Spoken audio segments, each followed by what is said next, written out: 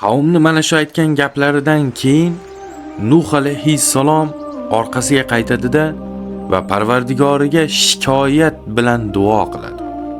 Aytadiki, Parvardigoro, men qavmimni kunduzi ham, kechasi ham da'vat qildim. Bitta ushab ham da'vat qildim. Ko'pchilik bo'lgan hollarida ham da'vat qildim. Oldinlari maxfiyona, keyin esa oshkora, keyinchalik baqirib ham da'vat qildim.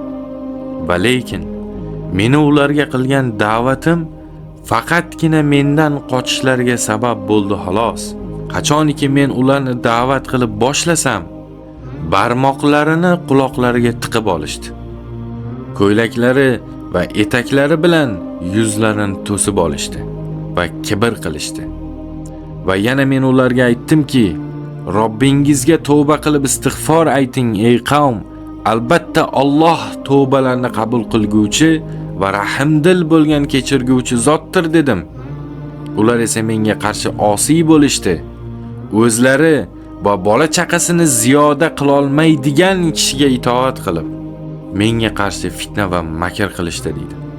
Shunda Robbul alamin o'z rasuli bo'lgan Nuh alayhissalomni bu qilgan duosiga javob qilib aytadiki, ey Nuh, biz ham ularga qarshi makr qildik va makrlarning eng chiroylisini faqat Alloh qiladi.